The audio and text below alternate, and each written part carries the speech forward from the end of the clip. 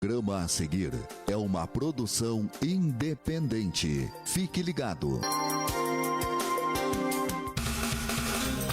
No ar, programa Direito e Cidadania. Apresentação: Dr. Claudiomar Pereira da Cunha.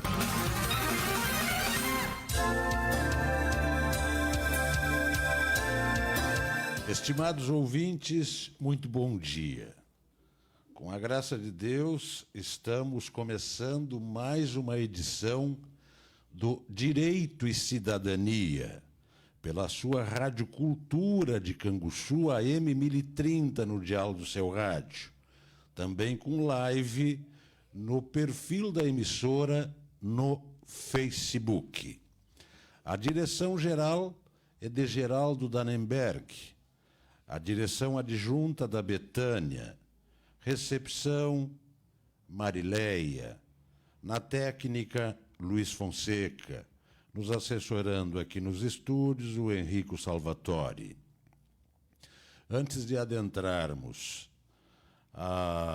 ao programa em si, eu gostaria, em meu nome e de toda a equipe da Rádio Cultura, de externar os nossos mais sinceros sentimentos pelo passamento do meu ex-aluno e sempre amigo, Cláudio Bitoff,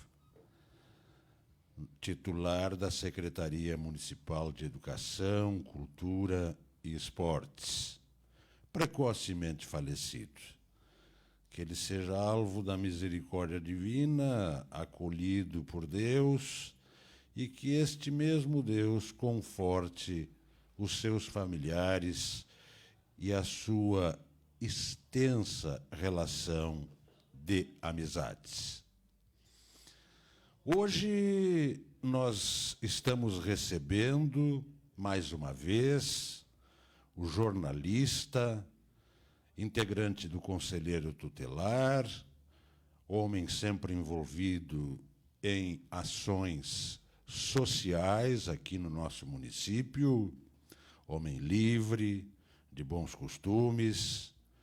Estou me referindo ao Augusto Pins, dileto amigo, filho de um casal de amigos nossos, o Nilson Pins e a Terezinha Moreira, a quem mandamos um grande abraço, e o convidamos para abordar basicamente 3 temas: ações do Conselho Tutelar no nosso município, a data comemorativa, não é bem comemorativa, dedicada ao combate à exploração sexual da criança e do adolescente, que ocorreu dia 18 de maio, na semana passada, e também para abordarmos temas de ordem social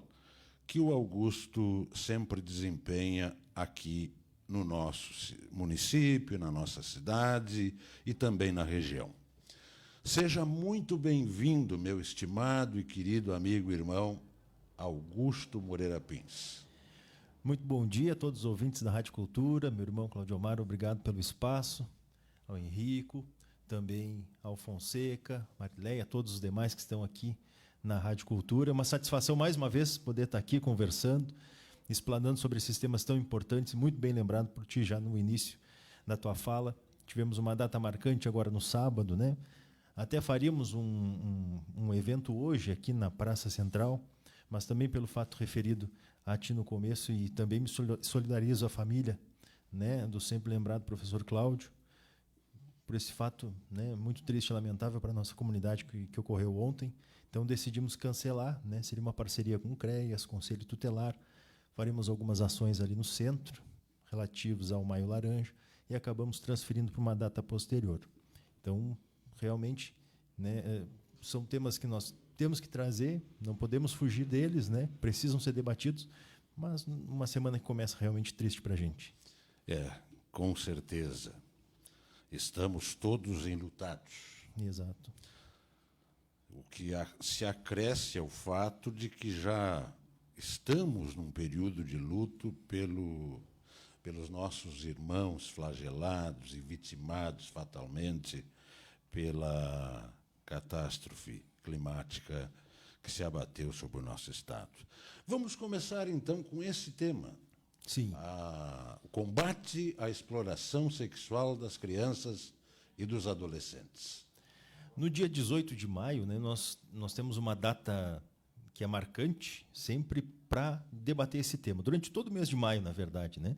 É o Maio Laranja, que nós chamamos, que é relativo ao combate à exploração sexual de crianças e adolescentes. Uma data que ficou marcado também por uma tragédia, né? Um fato também lamentável, né? Nós tivemos uma menina, que é a Araceli, o nome dela, né? Que foi sequestrada, 8 anos de idade, foi estuprada por esses sequestradores e acabou sendo morta. E, infelizmente, né, por ser uma família lá tradicional, onde isso ocorreu, por ter uma influência muito grande, nunca aconteceu nada com estes acusados do crime, né? Nunca foram presos, condenados. E, a partir disso, se criou, então, essa data, né? Se utilizou essa data e, a partir desse mote, para se debater, né? Se conversar, se explicar situações de violência sexual a crianças e adolescentes, que, infelizmente, hoje é um tema que ainda ocorre muito, né? Nós vimos, inclusive, lamentavelmente, situações na própria tragédia, agora que foram registradas, né, em abrigos com abusos sexuais e ataques, né, a crianças, a mulheres. Então, isso nos preocupa muito ainda. E este mês todo, de maio, se utiliza, então, para debater isso. Conversamos com as escolas, conversamos com outros entes da rede de proteção, né, que aqui em Canguçu nós temos um trabalho muito afinado com o CRAS, com o CREAS, com o SASM, que é o que faz o atendimento psicológico, né, seria o CAPSI, digamos assim, das crianças, né? Então, é um trabalho intersetorial. Passa pela polícia, passa pelo Ministério Público, passa pelo Judiciário.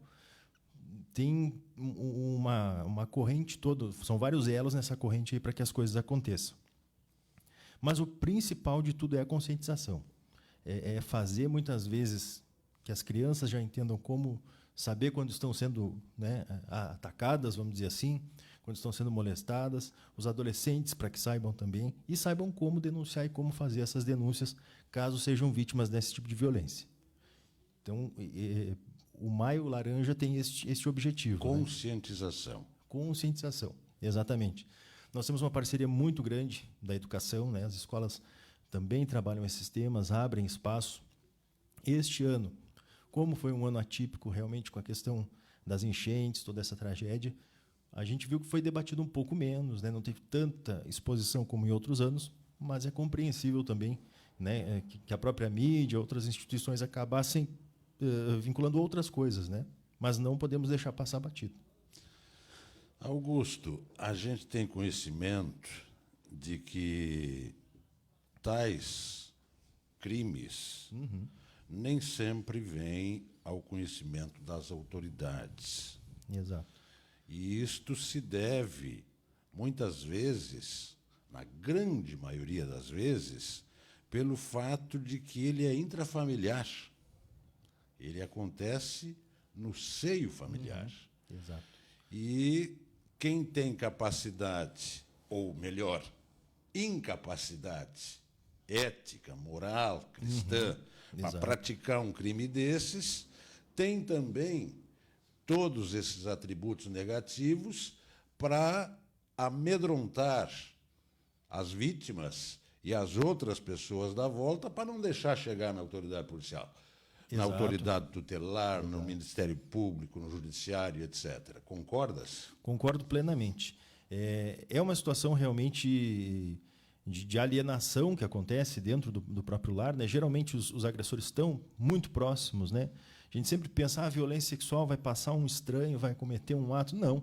Muitas vezes é no seio da família, é um parente, é um primo, um tio, às vezes o próprio pai, padrasto, alguma figura que está ali, né? Um vizinho, às vezes a pessoa pensa, vou deixar aqui o fulano para o vizinho cuidar. Acontece com meninos e meninas, né? Às vezes se pensar a violência sexual acontece somente com meninas, não, acontecem com meninos, acontecem com meninas. Então, realmente, é até algo difícil, às vezes, de se investigar, justamente, como tu colocas muito bem, essa questão de às vezes, ficar aquilo fechado. E da pandemia para cá se passou a ter uma atenção maior, né? Porque muita gente diz, agora na pandemia as coisas vão mudar, e, na verdade, esse tipo de crime acabou sendo um pouco mais difícil de se averiguar, porque a gente sabe que, infelizmente, aconteceu, mas difícil chegar até a autoria, né? De se confirmar isso por todo esse medo, por toda essa pressão. Mas aí entram os órgãos de proteção, né? Justamente para dar esse embasamento àquela vítima, dar um embasamento às famílias. Nós tivemos uma mudança na lei muito positiva, que foi a Lei Henri Borel, que agora ela é muito parecida, inclusive pegou pontos da Lei Maria da Penha, né? Que obriga o agressor a sair da casa. Isso era um problema antes, né? Ia lá, registrava e depois tinha que voltar para casa, não tinha para onde ir. Às vezes a criança tu até pode fazer um acolhimento, um parente, mas aí fica também a esposa ou as outras crianças também, né? Até o denunciante. Denunciante, todo mundo. Era uma situação bem complicada. Agora, com a Lei Henri Borel, isso tem facilitado, que em 24 horas o juiz tem que, né, atender o pedido do Conselho Tutelar ali, ou sim ou não, para que seja afastado aquele suposto agressor do lar, para investigar. Se não tiver nada, vai voltar. Se tiver algum problema, vai ser preso, vai acontecer alguma coisa com ele. E isso é importante, né? Porque nós também temos aquele descrédito, né? Não vou denunciar, não acontece nada, isso aí sempre foi assim, né? Mas não pode ter esse pensamento. Nós temos aqui em Canguçu vários casos já noticiados de agressores sexuais mesmo que foram presos, né? Pode, às vezes, até demorar mais do que a gente gostaria. Isso realmente a gente sabe que as coisas não são tão ágeis assim, mas, né, salvo casos de flagrante, ali, aquela coisa toda, mas quando se é suspeita, se investiga, se comprova, têm sido presos, né, têm sido condenados, às vezes com um certo tempo, mas isso tem acontecido. Assim, por alto, eu já me lembro de 2 casos bem recentes que nós atendemos no Conselho Tutelar, que os agressores foram presos, foi comprovado, né? Se faz exame de corpo de delitos, faz todo um trabalho aí junto com o Ministério Público, então não é uma coisa simplesmente chegou lá, denunciou e aconteceu e vai ser. Porque também, às vezes, pode ser, né, até uma denúncia falsa, também tem que ter muito cuidado para se averiguar isso. E aí que se conta com todo esse trabalho de rede para que cada ponta, né, cada elo dessa corrente possa investigar uma parte, possa trazer uma informação diferente, possa conversar com a criança, possa conversar, né, com a mãe, com a família, para entender mais ou menos aquela situação. Mas é importante que sempre se denuncie. Tem como fazer denúncias anônimas. Né? Eu já ia perguntar. Pode fazer denúncia anônima, seja para o Conselho Tutelar, seja para a Polícia Militar, né, nossa brigada, seja para o CREAS, Disque 100, aquele número nacional, né, que tem o Disque 100, liga 100, faz a denúncia. Né? Se é uma situação que está acontecendo, está vendo aquilo, é importante que ligue para a Brigada Militar naquele momento já. Né? Olha, estou vendo que está acontecendo uma situação assim, tem gritos, né? Está acontecendo uma situação terrível aqui, liga para o 190, imediatamente. Tem muita gente que acha que às vezes tem que ligar para o Conselho Tutelar, porque é menor, porque é criança. Não. É uma violência que está acontecendo, tem que ligar para a Brigada Militar naquele momento. Aí, posteriormente, o Conselho Tutelar vai dar todo o apoio, todo o aporte. Até porque a Brigada pode dar o flagrante. Exatamente. Inclusive, isso é uma coisa que a gente explica às vezes, né? As pessoas, mas é menor, é com vocês. Não, mas a gente precisa que a Brigada vá lá, dê o flagrante, nós vamos, a partir daí, fazer o atendimento. Exatamente. Todo aquele atendimento para saber se a saúde está atendendo, para saber se a assistência social está atendendo, se está tendo o atendimento da própria polícia, do Ministério Público, quem faz é o Conselho Tutelar. Aí aquele aporte, né, aquele guarda-chuva é com o Conselho Tutelar. Até porque uma situação dessas é muito melindrosa e exige muita cautela por parte de todas as autoridades envolvidas. Né? Exato. Inclusive, para nós também, né? Nós estamos até com uma luta aí na questão da periculosidade, porque a gente sofre ameaça, né? A gente é tratado, às vezes, com desrespeito. As pessoas... É um momento realmente ali de muita tensão entre várias partes, nesse caso, em outros, né? É diferente, por exemplo, tu chega a uma situação escolar, um aluno que não está frequentando a escola, tu vai ver, mas quando é negligência, quando é essa questão de violência sexual, o clima é muito pesado, né?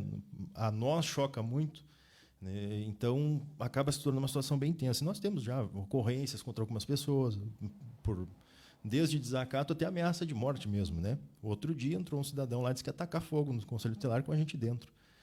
Então, tu sabe que já não é uma pessoa de boa conduta, né? Porque já tem problemas. Então, tu precisa ter também esse cuidado. Né? Por isso que a gente sempre tem essa salvaguarda aí da Brigada Militar também. Monstros existem, sempre existiram. Exato. E, lamentavelmente, seguirá existindo essa lepra social. Né? É verdade. Augusto, no sentido lato sensu, perdão a tautologia, lato sensu falando, agora corrigir, tá? As ações do Conselho Tutelar, uma pequena retrospectiva para dar conhecimento para a comunidade canguçuense. Já falamos sobre a prevenção e combate à exploração sexual da criança e do adolescente. Vamos falar das outras ações. Exato. Além, né, desse que é talvez o mais nevrálgico dos temas aí que a gente aborda, nós também temos atuação em relação a todos os direitos da criança e do adolescente, né? Quem cuida para que esses direitos sejam realmente efetivados é o Conselho Tutelar. Aí, desde o direito à vida, primordial, né, vai passando aí pela saúde, educação, lazer. E nós temos uma ação muito forte na questão, especialmente da educação, que é a questão da infrequência escolar, né? Atingindo um percentual ali de até 30%. As escolas têm que tentar tudo que for possível para trazer aquele aluno de volta, ver o que está acontecendo, o que o aluno não está querendo ir para a aula.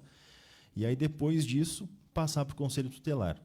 Deste ano para cá, o Ministério Público criou um novo sistema, que é a FICAI, que chama, né, que são as fichas de infrequência, FICAI 4.0 agora, que trouxe para dentro desse emaranhado aí de ações também o restante da rede, que é justamente o CREAS, assistência social, né? Porque às vezes a criança não está indo na aula, está com aquele direito da educação violado, a gente sempre vai ver se é o Estado, se é os pais, se é a própria criança que está violando o direito, ou o adolescente, não está indo porque não tem o transporte, ou porque não tem, às vezes, até alimento em casa, não tem uma roupa, né? Pode estar sofrendo bullying na escola por isso, né? Hoje é um crime que virou o crime este ano também, e acontece muito, infelizmente, né?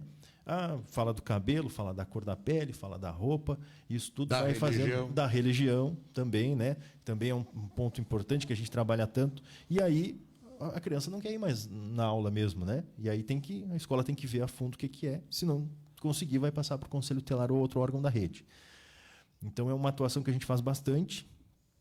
E com essa mudança acabou trazendo mais gente para debater esse tipo de tema conosco, né? Questões relativas à saúde também.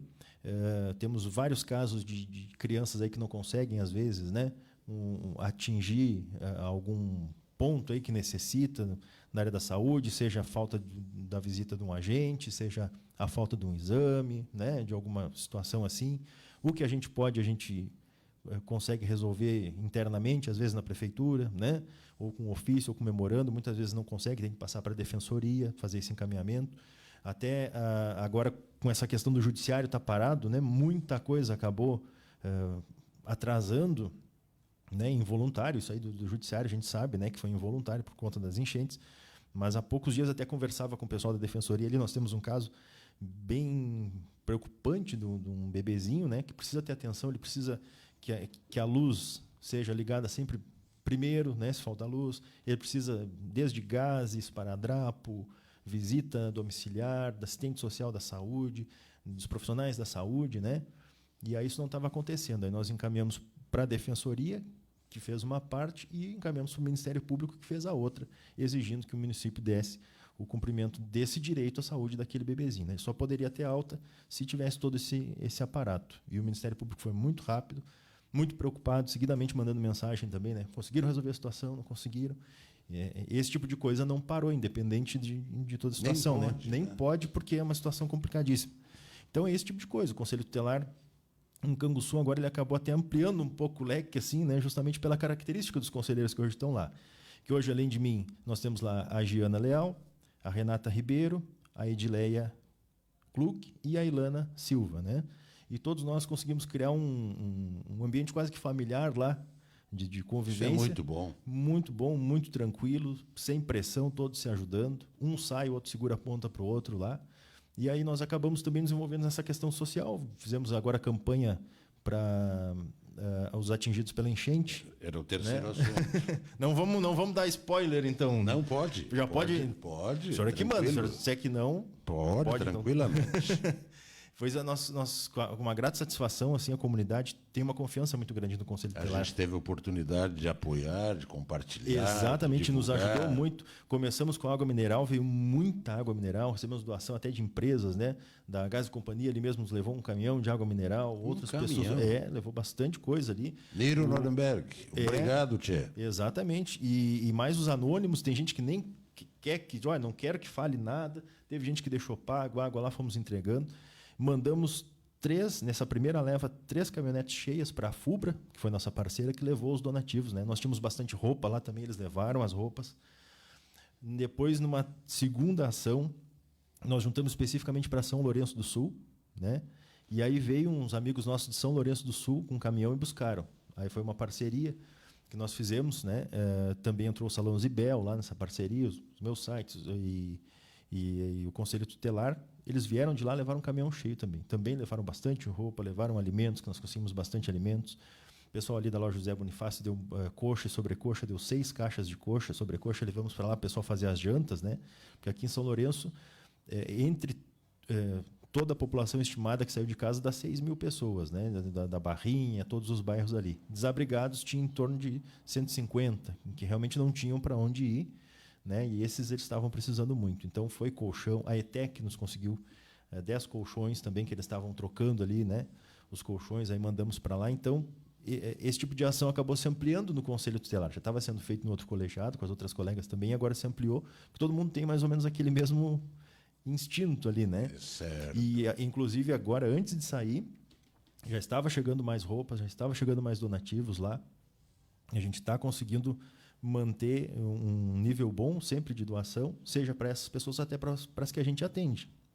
Também há pouco saiu uma família de lá, que a gente tinha alguns alimentos, a gente já pegou esses alimentos e deu para elas, porque aqui também tem, infelizmente, alguma realidade ainda bem complicada, né?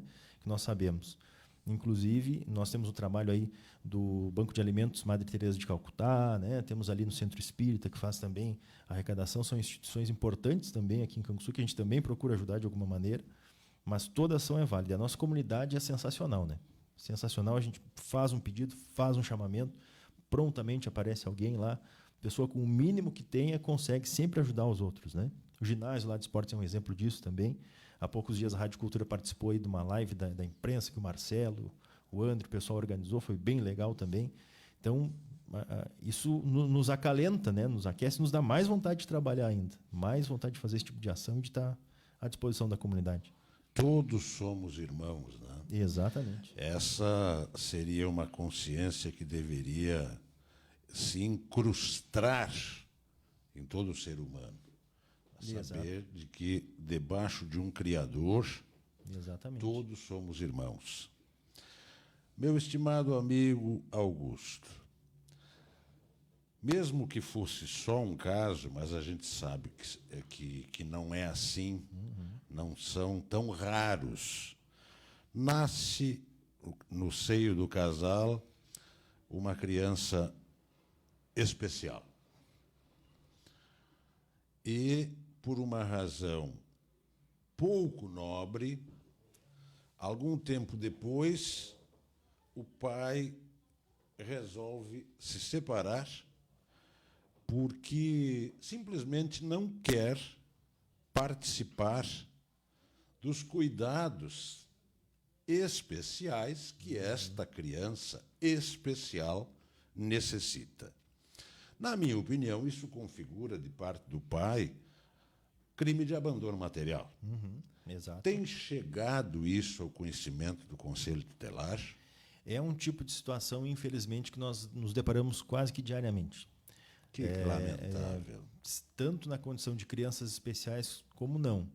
Hoje nós temos uma realidade, né, que se precisa olhar diferente. Aí nós temos vários casos de autismo, né, TOD, outras situações que são diagnosticadas e que já merecem uma atenção especial, né? E o Conselho Tutelar tem se capacitado cada vez mais para atender esse tipo de situação. Até por denúncias, às vezes, tem vizinhos, estão gritando aqui na casa e tal, tu vai ver uma criança especial. Tem alguma situação ali. Precisa cuidar, não é que tem maus tratos, né?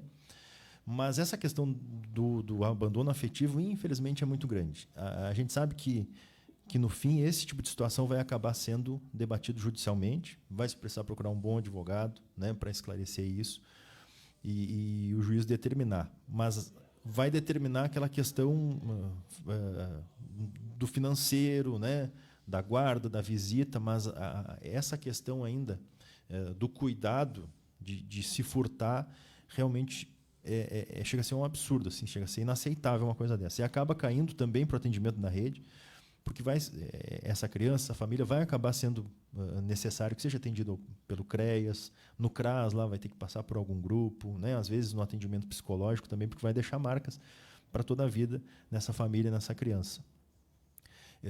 O Conselho Tutelar sempre procura agir fazendo uma intermediação, muitas vezes, para que isso não tome uma proporção maior, faça esse pai entender que a situação não é essa, que a situação está errada, mas, infelizmente, muitas vezes é isso que acontece mesmo, que é se furtar, né? E é um direito da própria criança a convivência com o pai, né? Convivência com os avós, isso é direito da criança, né? Então, aí entra o Conselho Tutelar para garantir esse direito.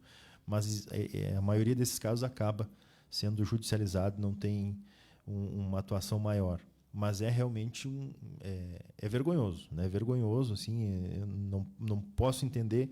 Essa pessoa não pode nem ser chamada de pai, né? Ou mãe também, porque às vezes também tem mães que abandonam, né? Infelizmente. Então, não carrega esse título. Na segunda-feira, inclusive, a gente teve uma palestra lá sobre o Dia das Mães, né? Sobre esse papel de mãe. A gente sabe quanto isso é cansativo, né?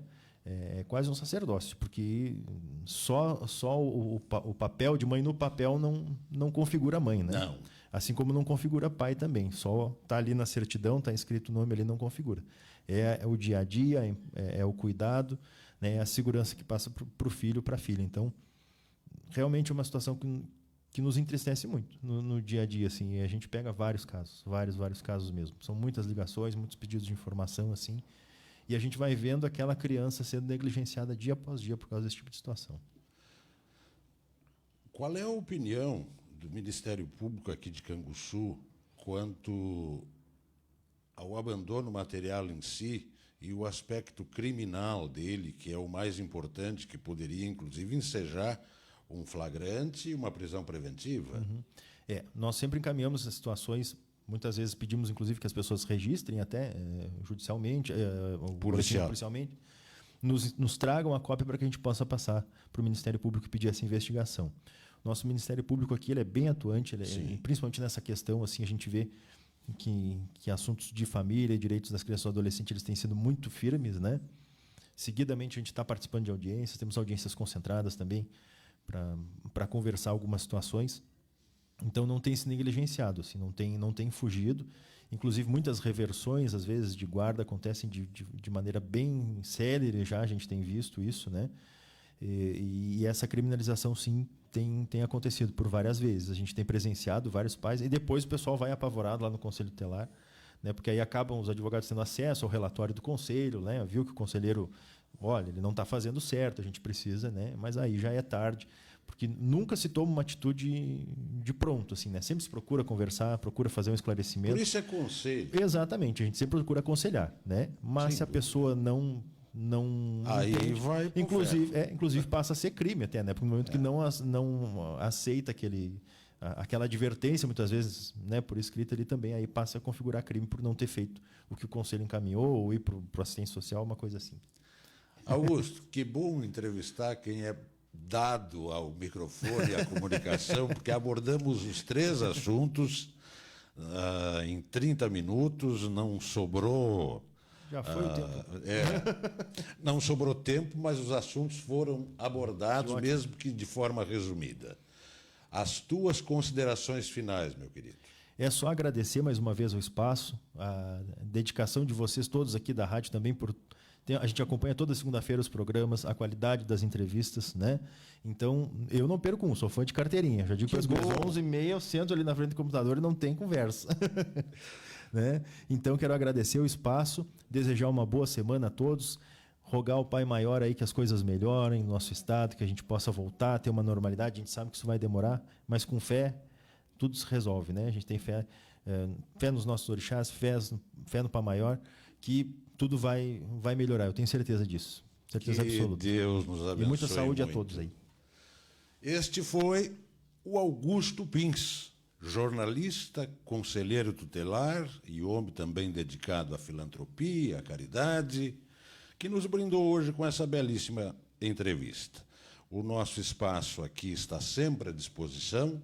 Quando tiver alguma pauta, basta entrar em contato comigo, com o Henrico, e será um enorme prazer recebê-lo para que a gente possa ajudar nessa construção de uma sociedade, se não der para ser justa e perfeita, que pelo menos seja menos injusta e menos imperfeita. Né? Perfeito. Eu sempre digo isso, né? Estimados ouvintes, chegamos ao final de mais uma edição do Direito e Cidadania. Querendo Deus, e certamente Ele quererá, semana que vem estaremos aqui com mais uma edição do nosso programa. Um beijo e um abraço no coração de todos e de cada um. Tchau!